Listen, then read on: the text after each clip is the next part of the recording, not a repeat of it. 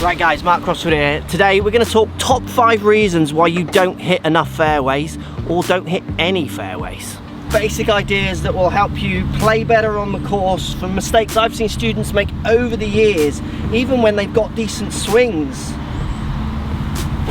and hit what would be called a decent shot. They can still miss fairways by making some really kind of basic errors. Let's try and fix that. How is your driving? Do you hit 50% of the fairways? Up there, let me know on that card. If this video helps you hit more fairways, gives you some ideas of how to get those scores lower, post in those comments down below, let us know. And if it doesn't, let us also know what we could do to help you. If you're new here, consider subscribing. Daily golf video updates, loads of videos for you to watch. And if you're not new, hello again. Do you have the bell icon turned on? Make sure you got that turned on. Right, back to the video. First, just cardinal sin that I see amateurs make, and some pros, is not playing for their shapes. On this hole, I've got environment which will come to affecting me, and I hit a particular shape that I've practiced leading up to playing today and know that I can pull off, so I take it on. I see golfers who say, fighting cuts, that's fine, work on getting rid of your slices or calming down your hooks, that's good. But when you play golf, you've got to understand where you are at that fixing process. So if you're still struggling with some slices, there will be some occasions where you might need to just play it, aim for it. When I give students lessons and they want to get rid of their slices, we get rid of them indoors, in the studio, and they're happy. But I always say to them, right, I want to see you hit the cut again now, because you hit the cut, which you don't like, a little straighter but it's shorter. You hit the draw further, for instance, but it's a little bit more aggressively offline, so you're going to need to manage them. There'll be a time when you should cut it, there'll be a time when you should draw it. You've got to play to your shapes. It's the easiest way to get free hits to the fairways. Fighting them isn't always the answer. Shall I hit my driver or my 3-wood? When to club up and when to club back? It's such a big question so many golfers play with. General rule of thumb that I would play for, and I try and get my students playing for, is if you can hit the ball as far down there and in play, and in play can sometimes mean in the rough, do it, take it on. It's going to give you such advantage on your next shot, and then in turn on how close you are, feel how many putts you hold, those kind of ideas. So there's a study that the R&A did in the last X amount of years that I've seen, where you've got more golfers now using drivers than ever.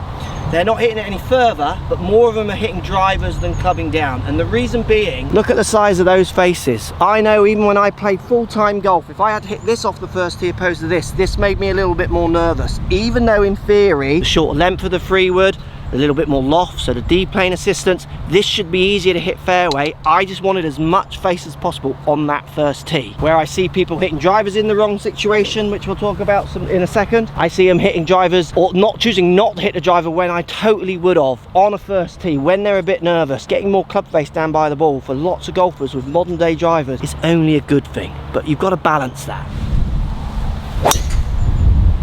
So this is a very narrow drive. I feel I can take it on because driving is maybe one of my strengths, but there'll be situations where I don't want to take this on.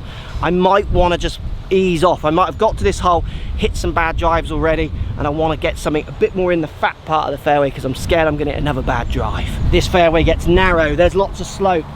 When you do hit it offline, the punishments can be big. So choosing when to club up and when to club down is such a free use of some extra fairway hits.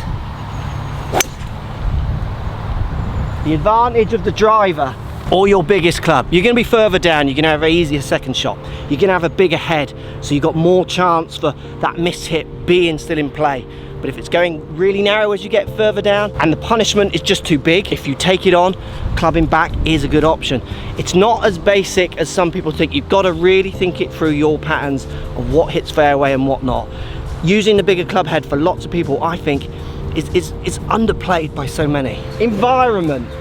Trying to read your environment like a pro. It's something, it's static. You can do it as good as any player. I see amateur time after time hitting shots and then seeing the reaction of the ball and thinking, oh look, what the wind's off to the left. A post kind of thought. Doing it prior to shot, prior to playing, can make you have so many more fairway hits. So this fairway slopes left to right. I'm going to work that into where I want my ball to land. No different to if I was putting. I'm going to use that slope, otherwise I'm kicking away into the right hand rough.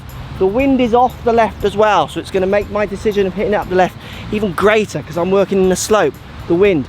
It's a little rainy, it's a little damp on the ground, so we're not going to get as much run out as we get when it's dry on this fairway. So that gives me some points back. I'm working all this in before I hit. I mean, I've played this hole in the summer where it's dry, and no matter how far up the left you get it, it really runs away. So for me, I might even change the shape shot I hit on this fairway to try and hold it up there. You know, if you've got that skill, all these things you'll see the tour pros thinking about doing before they hit shots that give them that extra 1% that they're looking for. For lots of amateurs, often reading environment, they can gain 5%, 3%, even 10% with some good course focus on what's going on around them. Sometimes golfers are so in here, they forget everything out there that's affecting their shots.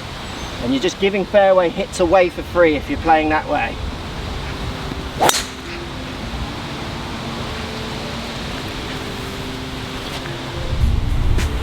Right, dynamic patterns. I think this is the biggest win for anyone looking to hit more fairways. This mistake I see so often with people I play with, even good players. I've got so many options on this tee shot. I can hit a hybrid into the fat, I could go a little bit more gamble into a medium with a 3-wood, or I could really try and take the green on where it gets very narrow but the rewards are big with my driver. Where I hit these 3 clubs, how they get from A to B through the air, how they shape, where my bad shot is with each 3 clubs is different. So I'm not going to aim these in the same place. I see so many amateurs hitting every club the same, where when you change loft in a golf swing, if you give me a club with less loft, like my driver, my angle of attack is different to one like my 23-degree hybrid, which is more down compared to the up with the driver. That then in turn changes my club path, my face to path. It changes my shot direction. I need to work that in when I'm on the course, but it's not as simple as that. You need to be more robust than just that, and that's hard for lots of people to think about on its own. Your patterns with the clubs will change week to week, sometimes day to day. That's why this game is so tough. So if I've got a 23-degree hybrid here and I've hit it once already today on the range, on another hole, and I've overdrawn it, I might have to work that into this shot. It's a bit of a gamble. I don't know if I'm going to get it again, but it's these skills that get you around the course, knowing when to gamble with your aim subject to your prior history with that club, and then in turn what that history reflects to your normal history with the club. I've played on courses where my 23-degree hybrid, the general pattern is a little draw, but on that day they're all slightly cutting. So literally 1 or 2 of them and I'm changing where I aim straight away, dynamically, through the match, through the game. I'm thinking, right, I'm going to aim this one up the left now. I seem to be cutting it today. I'm not going to fight that. I'm going to play golf. I'm going to get round. Get onto the range and work out why it's doing that. There's no point banging your head against a brick wall when I'm just trying to get my fairway count up. If it's going to fade on that day, I'm going to aim up the left. They're generally in the middle of the fairway, so as close as you can get to them is a good thing. Understanding your bales. It's something I do a lot of, and I might do it a little bit too much, but it's something I would like you to practice a bit more to try and just raise your fairway hits. I can't miss left here because of the slope of the fairway. I'm going to reach the out of bounds. So I am going to take it over the right hand trees. And if it stays there, I know the rough there is playable. I might not have a birdie chance, but I'll be able to get it green side. So subject to how confident I am, I might take the dead aim, or if I'm a little bit wary that I might not get the exact shape I want, strike I want, all those elements, I'm gonna play to my bail side. So many golfers I ask, where are you aiming this? Or down the middle. Okay, where's your miss? Or like, where do you not want to miss? Well, I don't want to miss either side. Well, that's not true. You've got out of bounds up the left, or you've got water up the left, or a big bunker that I know you're not very good at up the left. The whole of your county on the right. So we aim up the middle right, knowing that we can leak it. It's working those kind of ideas of where your bails are, which will just raise that percentage of fairways hit. And then in turn, even if you do miss the fairway, you're missing it in a place you know you can hit the green from.